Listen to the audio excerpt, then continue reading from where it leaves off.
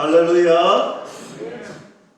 거룩한 주일 아침입니다. 오늘도 귀한 은혜의 말씀을 통하여 하나님이 주시는 은혜의 말씀이, 진리의 말씀이 여러분들 가슴 속에 풍성하게 다가올 수 있기를 주님의 이름으로 다시 한 번 더 간절히 축복합니다. 우리는 지난 시간에 이 벨릭스 총독에 의하여 바울이 재판을 받는 그 말씀을 함께 나누었습니다. 사실 유대인 지도자들이 대제사장들과 또 유능한 변호사까지 동원해서 재판에 와서 바울을 어떻게 해보려고 했습니다. 그러나 아무런 혐의점이 그들이 말하는 것을 한 개도 증명하지 못하고 오히려 사도 바울의 변론이 죄가 하나도 없음이 명백히 밝혀졌습니다. 오히려 바울의 조목조목 오늘 그 변정하는 내용들이 무죄 석방되어야 하는 것이 당연하다 할 정도로 완벽하게 변론했습니다. 그런데 벨릭스 총독은요, 무죄 선고하고 석방해 주어야 되는데 오늘 그가 유대인들을 살펴볼 때 석방하기에는 좀 위험 부담이 있는 것 같아서 그대로 바울을 죄가 없는 것을 알기에 그냥 구류해 놓았습니다. 놓아주지 않았습니다. 그러나 자유를 주었습니다. 그리고 무기한 재판을 연기했지요. 그 시점이 이제 2년이라는 시간이 홀로 지나왔습니다. 여러분 한번 생각해 보세요. 사도 바울의 입장에서 보면 참으로 안타깝잖아요. 여러분 하루 지나고 이틀이 지나고 10일이 지나고 한 달이 지나면요 앞이 캄캄해집니다. 왜? 재판 속에 내가 잘못한 것이 없는데 언제 끝날지 모르는 거예요. 언제 내가 풀려날지 모르는 거예요. 어떤 상황이 될지 모르는 거예요. 앞이 캄캄해지는 거예요. 2년이라는 시간을 막연하게 기다리고 있습니다. 저는 오늘 이 본문 말씀을 대하면서 이런 생각을 해보았습니다. 우리의 삶도 이런 시기가 분명히 있을 텐데 앞이 보이지 않는 시기가 있습니다. 정해진 것, 내가 그 시간을 알면, 딱 정해진 그 시간이 언제라는 거 알면 그때까지 참고 기다릴 수 있는데 아무리 생각해봐도 언제 끝날지 앞이 보이지 않고 캄캄할 때가 우리의 삶 속에서도 분명히 있습니다. 기다림의 시간이 찾아올 때 우리는 어떻게 해야 할까요? 이 긴긴 터널의 끝은 어디일까? 막연한 생각이 들지 않을 때 우리는 어떻게 해야 될 것인가? 사랑하는 성도 여러분, 바울은요 이런 상황 속에서 하나님이 주신 은혜의 말씀을 붙들고 그 말씀 의지하고 기다렸다는 사실이에요.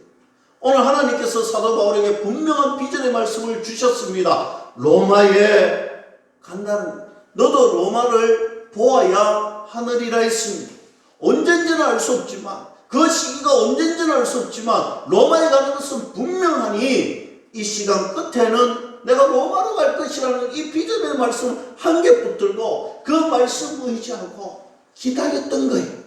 사랑하는 성도 여러분, 우리가 막연히 정말 캄캄한 터널을 지나간다, 막연한 기다림이 있을 때 우리는 어떻게 해야 되느냐? 사도 바울과 같이 하나님이 저와 여러분들에게 주신 은혜의 말씀을 기억해야 되는 거예요. 비전의 말씀을 기억해야 되는 거예요. 그 말씀 붙들고 그 말씀 의지하면 아무리 앞이 보이지 않더라도 그 캄캄한 너머에 있는 하나님을 바라볼 수 있을 때 기다릴 수가 있다, 믿을 수 있기를 축복합니다.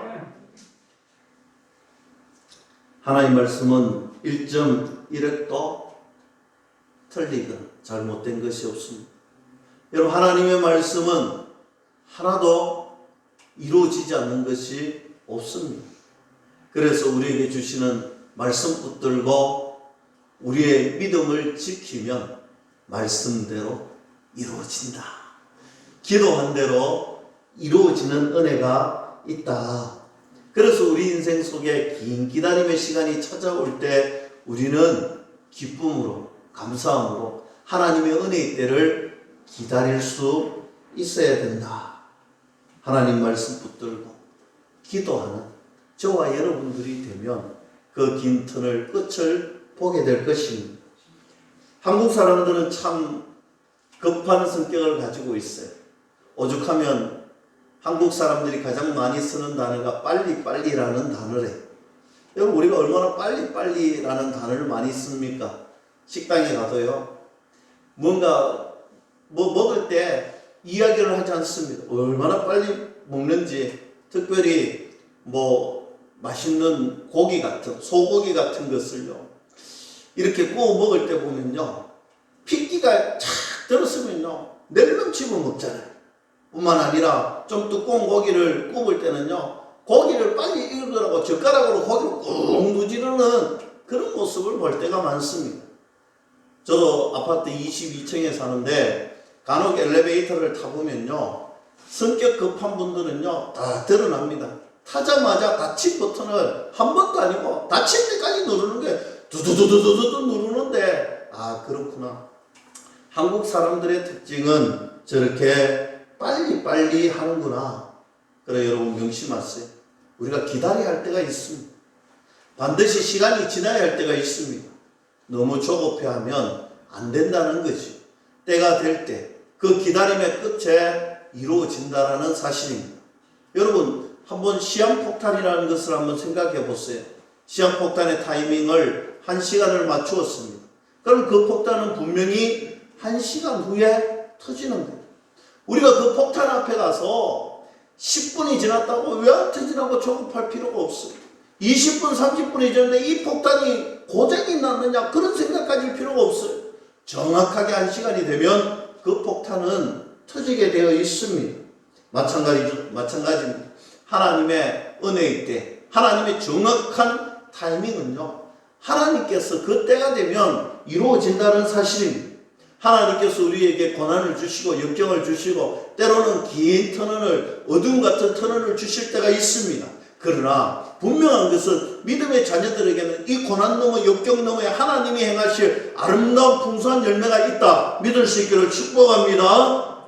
반드시 긴 터널을 통과해서 밝은 햇빛을 보게 될 텐데, 그 기간 동안 그 너머의 하나님의 섭리를 우리가 기대하고 사모하며 하나님 말씀 붙들고 기도하면요, 하나님의 정확한 타이밍 때에, 은혜의 때에 우리는 그 터널을 통과할 수가 있습니다.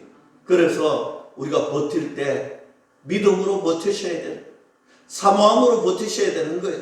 말씀 붙들고 기도함으로 버티셔야 되는 것입니다. 사도 바울은 2년이라는 세월을 그렇게 버텨왔습니다. 드디어 벨릭스 총독에서 베소도 총독으로 총독이 바뀝니다.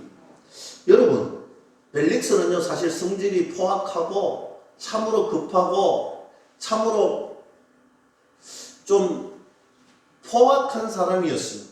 그래서 유대 지도자들이 합심해서 계속 황제에게 상소를 했습니다. 너무 포악하다는 거예요. 그래서 좀 바꾸어 달라는 거예요. 유능한 벨릭스 총독이었지만 로마 당국의 입장에서 보면요, 흩어져 있는 이 다스리는 분봉국들이 안전하고 평화가 이루어져야 세금도 잘 거두어지고 또 이런 쿠데타의 혁명의 위협도 없고 그렇게 될 텐데, 오늘 이 벨릭스를 보니까 언제 나도 사단이 날 것 같아, 오늘 봉기가 일어날 것 같은 그런 생각이 드는 거예요. 그래서 성질이 포악한 그가 문제를 일으키니 사람을 바꾸었습니다. 총독을 바꾸는데, 여러분, 벨릭스가 포악한 성질이니까 다음에 오는 사람은 어떤 사람을 보냈을까요? 여러분 생각대로 맞아요. 유한 사람, 좀 포악하지 않고 온화하고 유화한 사람을 보냈습니다. 그분이 바로 베소도 총독인데, 이제 한번 봅니다. 1절 말씀. 베소도가 부임한 지 3일 후에 가이사랴에서 예루살렘으로 올라가니.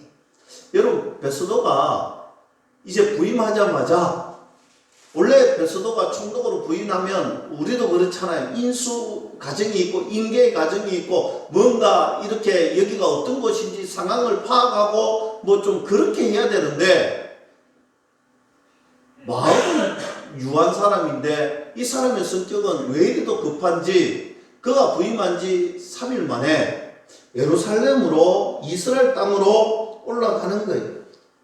여러분 3일 만에 지금 100km나 떨어져 있는 이곳에 갔다라는 것입니다. 이것은 이례적인 사건입니다. 유대 지도자들에게 아마 인사하러 갈 것이죠. 오늘 유대 지도자와 유대인들의 마음에 무언가 좀 친화적인 그 무언가를 심어주기 위해서 내가 너희들 이렇게 신경 쓰고 있다. 이것을 아마 보여주기 위한 행보였을 것입니다. 그런데 너무 성급합니다. 3일 만에 올라갔더니 2절 말씀 봅니다. 대제사장들과 유대인 중 높은 사람들이 바울을 고소할세. 여러분 3일 만에 오늘 뭔가 저들과 친하게 손잡고 잘 지내보려고 100km나 되는 이 먼 곳을 올라갔는데 올라가자마자 지도자들, 유대인의 지도자들이 그를 향하여서 2년이나 지금 떨어져 있었던 그때 그 사건, 2년이나 묵혀두었던 그 사건을 딱 끄집어내면서 업무 파악도 못한 그 총독에게 이야기하는 거예요. 고발하는 거예요.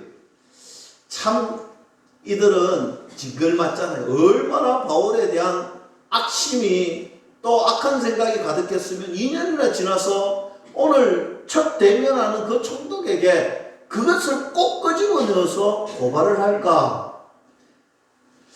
저는 이 모습을 보면서 오늘 말씀 가운데 말씀을 그대로 더 이상 진행하지 않고 제 가슴 속에 이런 생각이 불현듯 떠오르더라고요. 내가 저들을 지금 징그럽고 저들의 생각이 악하고 저들의 마음이 정말 악하구나 라고 생각을 하고 말씀을 준비하는 가운데 그럼 너는 어떠냐? 그럼 너는 어떠냐? 제 가슴 속에 그 마음이 듭니다. 나는 저들과 다를 바가 있을까? 우리들의 삶을 돌아보면요. 우리들의 삶을 돌이켜보면요.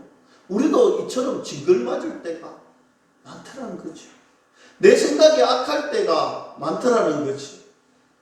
나는 선하게 살아가고 하나님의 자녀답게 살아간다라고 고백하고 살아왔는데 돌이켜보니 나도 참으로 징글맞게 악한 행동을 할 때가 많고 제 가운데 서덕일 때가 많고 하나님 모시기에 스트레스를 주고 근심하게 하고 정말 하나님이 악한 종이라고 말할 만큼 똥꼬집을 피울 때도 있고 오늘 돌았으면 제 가운데 서덕이고 하나님이 은혜 주셨는데도 말미암아 돌았으면 또 그 제 가운데 서덕이고 하나님 은혜 주셔서 회개했다고 하지만 돌아서 갖고 또 그 죄에 허덕이는 모습을 악한 모습을 볼 때가 얼마나 많은지 모릅니다. 하나님 앞에서 시간만 나면 실수하고 하나님 앞에서 돌이켜보면 시간만 나면 눈물을 흘릴 수밖에 없는 죄인의 모습이 얼마나 많을까요?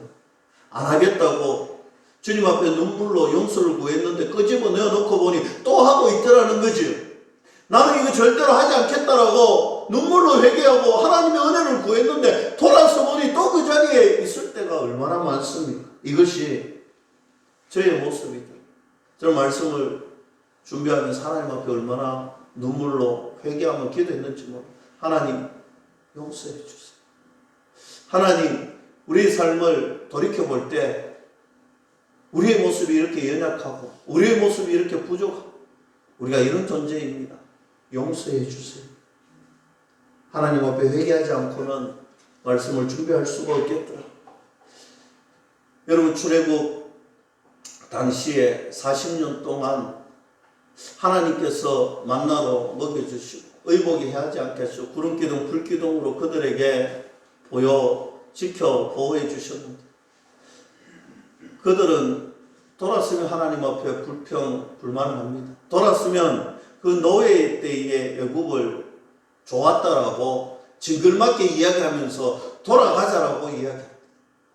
마치 우리의 삶이 그와 같은 삶이었다는 것을 돌이키게 되더라고요. 그럼에도 불구하고 하나님은 여전히 우리를 사랑하시고, 그럼에도 불구하고 우리를 하나님의 자녀로 하나님 나라로 붙들어 주시기 위해서 여전히 지키시고 보호하시는 장면에 감사하지 않을 수가 없더라는 거죠. 저희 아이와 한 번씩 가다가 보면 길거리 오락실 같은 것이 있는데, 여러분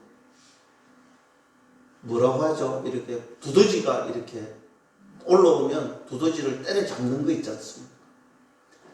그 두더지가 올라오는 것 생각을 해보았어요. 동전을 넣으면 두더지가 올라오는데, 그러면 우리가 때려잡잖아요. 그런데 우리는 동전을 넣지 않았는데도 불구하고 내 안에 마치 두더지가 올라오듯이 재성이 올라오고 악한 생각이 올라오고 욕심이 올라올 때가 얼마나 많은지, 마치 이 방망이로 내리쳐 사라지게 해야 되는데 하나님 앞에 은혜를 구합니다. 하나님, 방망이로 내 재성을 때려달라. 방망이로 하나님 내 재성을 눌러달라. 하나님의 말씀으로, 하나님 말씀으로 붙들어달라. 눈물을 흘리지 않을 수가 없더라는 거죠. 그러면서 드는 생각이 하나님의 은혜로다. 이것이 바로 하나님의 은혜로다. 나는 하나님의 은혜 없이는 못 사는 사람이구나. 사랑하는 성도 여러분, 우리는 하나님의 은혜 없이는 살 수 없는 죄인들임을 믿을 수 있기를 축복합니다. 이 아침에도 나는 하나님의 은혜 받은 사람이다. 우리의 빠른 인생 속에 하나님의 은혜 없이는 우리가 살 수 없잖아요. 하나님의 은혜로 살아가야 됩니다. 오늘 사도 바울도 하나님의 은혜 없이는 못 살았을 것 같아요. 오늘 유대 지도자들이 고발합니다. 3절 봅니다. 베스더의 호의로 바울을 예루살렘으로 옮기기를 청하니 이는 길에 매복하였다. 그를 죽이고자 함이더라. 여러분, 재판이 목적이 아닙니다. 예루살렘으로 옮기자고 하고서 그 중간에 제가 말씀드렸죠. 암살단이 있습니다. 오늘 바울을 죽이려고 결성된 암살단이 있는데 그들로 통하여서 바울을 처단하자는 것입니다. 이유는 한 가지입니다. 재판을 해보니 현행법으로 어떻게 해볼 수가 없는 거예요. 아무리 누명을 세워봐도 그 입증할 수 있는 증거가 하나도 없습니다. 그래서 암살 대원들에게 맡겨서 죽이자는 거예요. 여러분, 베소도가 얼마나 난감했겠습니까? 오늘 처음 부임한 총독에게 유대 지도자들은, 종교 지도자들은 오늘 유대인들의 총론을 모아 그를 겁박합니다. 압력을 행사하는 것입니다. 어떻게 해야 할까요? 그때 4절 말씀 봅니다. 베소도가 대답하여 바울이 가이사랴에 구류된 것과 자기도 멀지 않아 떠나갈 것을 말하고, 오늘 그런 압력 속에 찬물을 끼얹는 이야기를 합니다. 제가 보기에는 바울이 이미 가이사랴에 구류되어 있는데 감옥에 갇혀서 군사들의 보호를 받고 있다라는 것입니다. 그리고 굳이 여기까지 올 필요 없이 나랑 같이 가자는 거예요. 자기도 지금 가야 된다는 거예요. 그래서 너희들이 오면 내가 재판을 다시 하겠다는 것입니다. 5절이죠. 또 이르되 너희 중 유력한 자들은 나와 함께 내려가서 그 사람에게 만일 옳지 아니한 일이 있거든 고발하라 했습니다. 시시비비를 너희들이 와서 내가 정당하게 재판해 줄게 한번 해보라는 것입니다. 그리고 6절 말씀 봅니다. 베소도가 그들 가운데서 8일 혹은 10일을 지낸 후 가이사랴로 내려가서 이튿날 재판 자리에 앉고 바울을 데려오라 했습니다.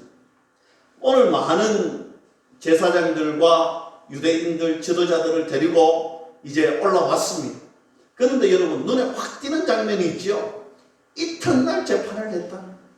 그들을 데리고 와서 재판을 하는데, 아니 이튿날 바로 재판을 한다는 거예요.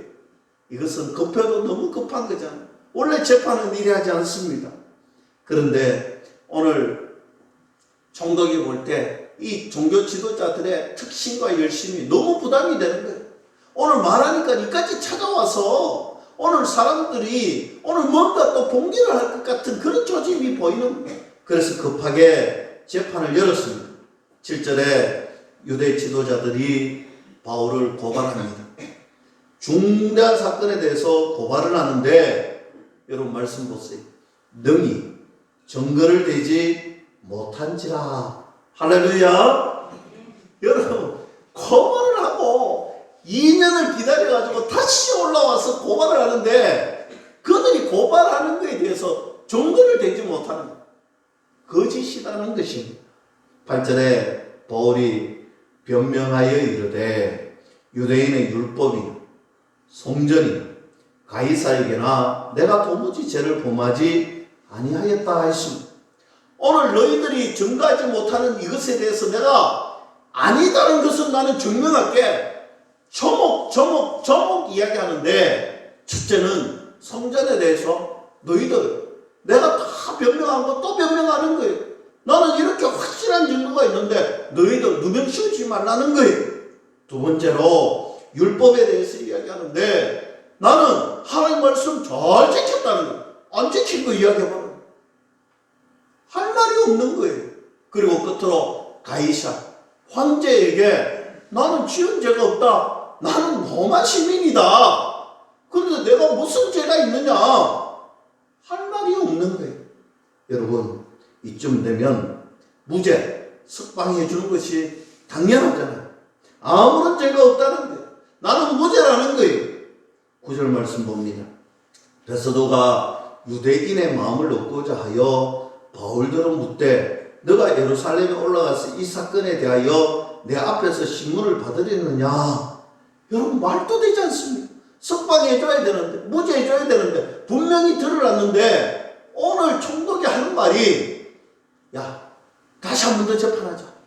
다시 한 번 더 재판하는데 이번에는 100km 떨어진 예루살렘에 가서 이스라엘 백성들 앞에서 너희 공의에서 내가 다시 재판을 열어줄게. 한번 해보자. 여러분 이것은요 법으로 해결하려는 방법이 아니 완전히 다른 이야기를 지금 하고 있습니다. 바울은 그랬을 것입니다. 2년이라는 시간을 지나면서 새로운 총독이 왔으니 이제 재판받고 무죄로 풀려날 것이라 기대하고 있었을 것입니다. 그런데 그의 기대는 저차게 무너지는 거예요. 오늘 재판을 했는데도 불구하고 무죄가 되었는데도 불구하고 풀어주지 않는, 석방해주지 않는 거예요. 그리고 다시 또 그 위험천만한 곳에 재판을 받으러 가자는 것입니다. 더욱더 풀기 어려운 상황으로 몰고 가고 있는데 10절 말씀 봅니다. 바울이 이르되 내가 가이사의 재판자리 앞에 섰으니 마땅히 거기서 신문을 받을 것이라. 당신도 잘 아시는 바와 같이 내가 유대인들에게 불의를 행한 일이 없나이다. 여러분 사도 바울이요 느낌상 이거 뭔가 잘못됐다. 이거 큰일 나겠다. 이런 생각이 가슴 속에 불현듯 든 것 같아요. 깨닫게 된 것 같아요. 예루살렘에 가면 큰일 나. 내가 가면 죽을 것 같구나. 그런 생각이 드는 거예요. 직감을 했습니다. 그래서 그가 하는 말이 나는 로마 시민인데 나는 로마 황제 앞에 가서 재판 받을게. 나는 로마 황제 앞에 가서 내가 상소할게. 거기서 재판받는 것이 나의 마땅한 권리요 의무다. 오늘 그렇게 이야기하는 거예요. 여러분 이것은요 하나님께서 사도 바울에게 지혜를 주셨다. 저는 그렇게 생각합니다. 여러분 사람이요 막다른 골목에 몰리고요 사람이요 정말 지치고 피곤하고 뭔가 말도 안 되는 그런 누명을 쓰고 말도 안 되는 재판을 하면요 사람은 포기하게 되고요 아무 생각이 없고 백지창처럼 되고요 억울하면요 가슴이 뛰고요 생각이 안 납니다. 그런데 오늘 기가 막힌 이야기를 하잖아요.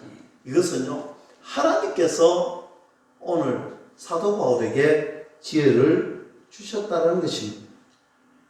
이때 황제가 바로 여러분들이 잘 아는 네로 황제입니다. 네로 황제가 폭군으로 알려져 있지만 이때 당시에는 네로가 선정을 베풀던 시기였습니다. 그래서 바울은 로마 황제에게 가기로 결정을 합니다. 오늘 베서도에게 일침을 놓았죠. 자기는 11절 말씀 봅니다. 만일 내가 불의를 행하여 무슨 죽을 죄를 지었으면 죽기를 사용하지 아니할 것이나 만일 이 사람이 나를 고발하는 것이 다 사실이 아니면 아무도 나를 그들에게 내줄 수 없나이다. 내가 가이사에게 상소하노라 했습니다. 내가 무슨 죄를 지었느냐? 내가 무슨 죽을 죄를 지었느냐? 내가 이렇게 재판받을 죄를 계속해서 지었느냐? 나는 로마 시민권자니 이제 로마 황제에게 가서 황제가 직접 재판하는 곳에서 나는 무죄를 입증받을 것이다 라고 이야기하는 것입니다. 베소도는 사실 이러지도 저러지도 못하는 상황이었죠. 그래서 계속해서 정치적으로 재판을 연기하고 정치적으로 2년이라는 시간이 지났는 사람을 또 재판하고 또 연기하고 또 다른 곳에서 재판을 하려고 탁 하는 그 찰나에 사도 바울이 일침은 나는 로마 시민권자다. 내가 황제에게 상소하니 거기에서 재판하게 해달라. 그때 유대인들의 눈치를 보던 베소도가 눈이 번쩍 뜨이는 거예요. 그래, 맞다. 그리고는 로마 시민권자인 그를 가이사, 로마 황제에게 재판을 받으러 간다라고 이야기합니다. 12절 말씀 봅니다. 베소도가 배석자들과 상의하고 이르되 너가 가이사에게 상소하였으니 가이사에게 갈 것이다 했습니다. 잘 선택했다는, 가서 재판 잘 받으라고 베소도 총독이 선언해 줍니다. 여러분, 저는 오늘 본문 말씀을 보면서 이런 생각이 들더라고요. 상황이 참 복잡하게 얽매이고 있습니다. 참으로 어려운 상황 속에 좋은 방향이 아닌 나쁜 방향으로 흘러가고 있습니다. 바로 이때에 하나님께서 지혜를 주셨습니다. 복잡한 상황 속에서도 로마를 가게 하시고 로마에서 사실 스바냐까지 오늘 사도 바울은 복음을 전하는 정말 획기적인 길이 마련이 되었습니다. 그래서 저는 오늘 이 말씀을 통하여서 하나님 주시는 은혜의 메시지는 하나님은 위대하시다. 하나님은 위대하시다. 이 말로 다른 걸로는 설명이 되지 않더라는 거예요. 위대하신 하나님. 우리와는 너무나 스케일이 달라요. 우리는 정말 작은 것 보고 요거 작은 문제 가지고 요거 해결해달라, 요거 해달라 눈앞의 것들을 이야기하는데 하나님의 스케일은 우리의 지혜로는 도저히 상상할 수 없는 엄청난 스케일을 자랑하고 있습니다. 우리에게 먹을 것을 달라고 하시면 40년 동안 부어주셨잖아요. 하나님이 빈배를 채워주실 때도 그저 채워주시지 않았습니다. 2배의 만선의 기쁨을 주셨잖아요. 하나님께 먹을 것을 달라고 조르니 장전 2만 명이 오늘 남녀노소 2만여 명이 먹고 12강줄이나 남는 은혜가 있더라는 것입니다. 우리의 생각으로는 도저히 상상할 수 없는 것들이 이루어지는데 그래서 하나님은 위대하시다. 여러분, 제가 언제 한번 이 예화를 든 적이 있는데 포항에 횟집을 운영하시는 한 집사님의 그런 간증인데 여러분 시골교회는요 참 슬레이트 지붕이 되고 비가 새고 또 많은 분들이 교회에 나오지 않아서 교회 유지가 안 되고 참으로 힘든 곳이 참 많이 있습니다. 포항에서 횟집을 운영하시고 우리 김옥성 권사님처럼 배가 있는 그런 집이었는데 운영을 하다가 운영이 잘 안 돼서 빚도 4억 5천만 원 정도 있었다고 합니다. 그런데 비가 새고 자기 집은 빚이 많고 교회를 보니 새로운 건축을 하고 싶고 참 답답하더래요. 근데 어느 날 마음속에 목사님 모시고 저 배를 타고 우리 음악에 가서 한번 목사님이 기도해 주시면 뭔가 될 것 같더래요.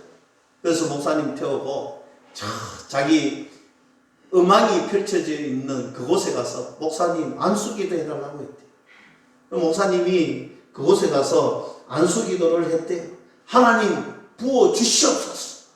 근데 왜 했는지는 좀 궁금해요. 바닷물에 담가서 했는지.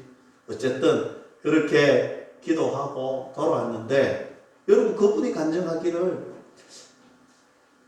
기도하고 돌아온 며칠이 지난 후에 이 어망에 방어떼들이 1m 50이나 되는 방어떼들이 확 몰려오대요.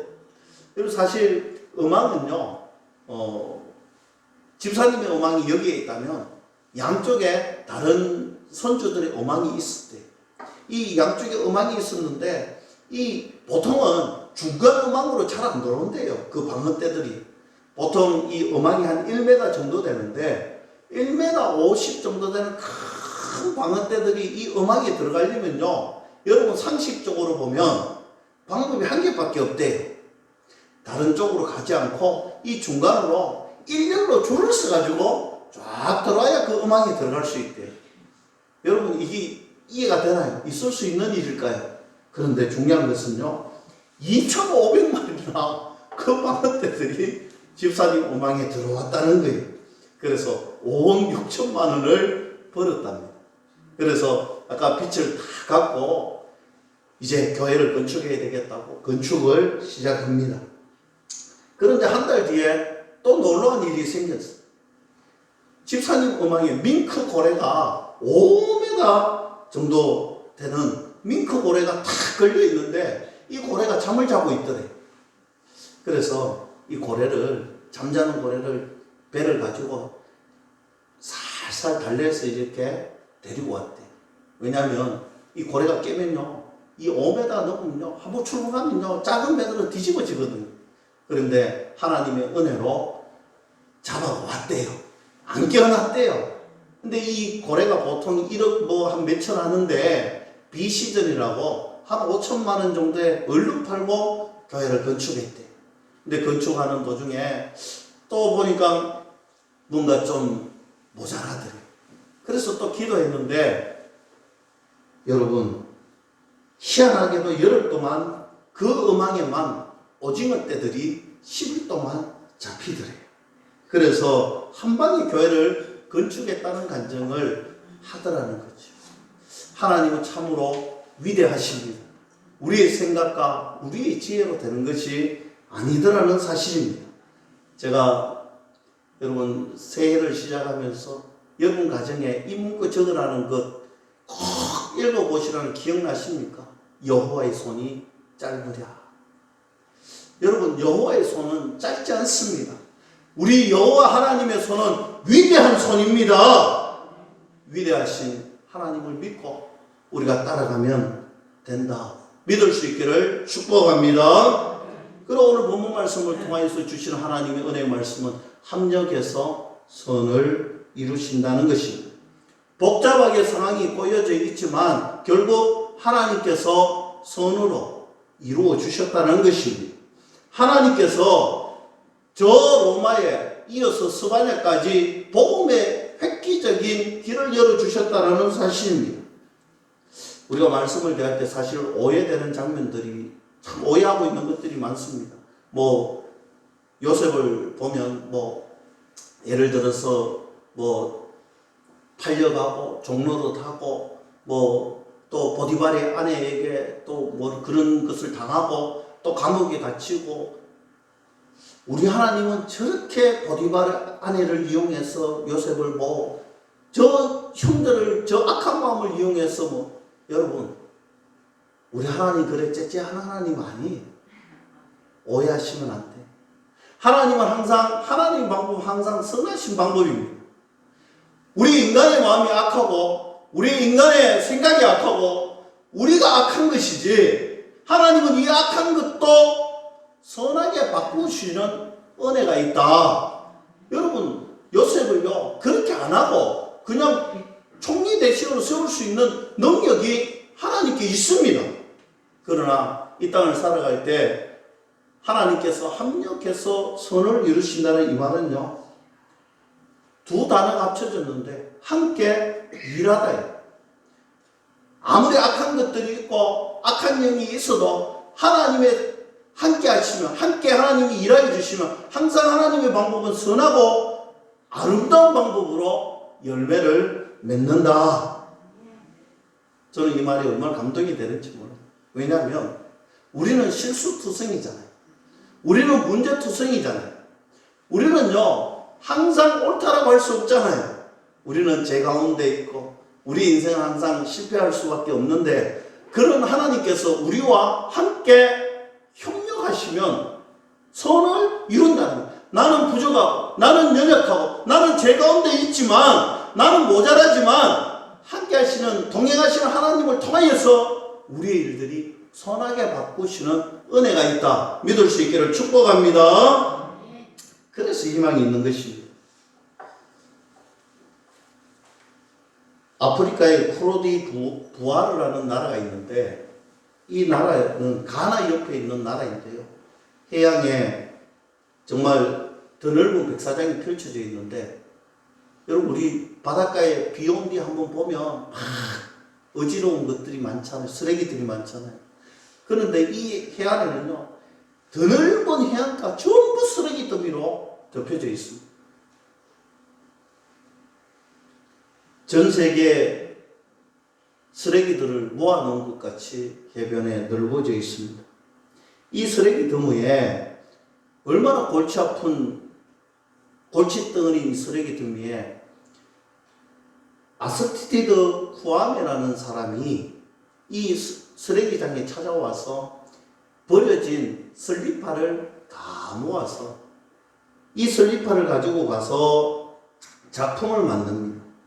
주변 사람들이 이 친구에게 에이구 그 쓰레기 가지고 무슨 작품이 되겠노라고 핀잔을 줍니다. 그러나 여러분 놀라지 마세요. 오랜 시간이 걸리지 않아 그 청년의 작품은 유럽을 떠나 전 세계에 찬사를 받는 그런 작품들로 만들어져 있습니다. 저도 인터넷을 통해서 살펴봤는데 얼마나 유명한 찬사를 받은지 몰라요. 저는 오늘 말씀을 맺으면서 쓰레기 같은 내 인생, 버려졌던 내 인생, 하나님께서 그런 죽을 수밖에 없는 그 인생 더미 가운데서 나를 불러주시고, 하나님께서 하나님의 자녀로 의롭다 칭하여 주시고, 하나님이 말씀하여 주셔서 하나님 한 명밖에 없는 믿음의 글작품으로 만들어 주셨어. 얼마나 감사한지. 사랑하는 성도 여러분, 우리는 죽을 수밖에 없는 죄의 자리에서, 저 쓰레기 같은 인생 더미에서 하나님 친히 부르시는 믿음의 글작품임을 믿으시고, 우리의 일생을 살아갈 때 하나님의 기가 막힌 타이밍을 기다리시고, 위대하신 하나님의 손길을 경험하시고, 그 하나님의 은혜에 감사하여 살아가는 저와 여러분들 될 수 있기를 주님의 이름으로 간절히 축원합니다. 기도하겠습니다.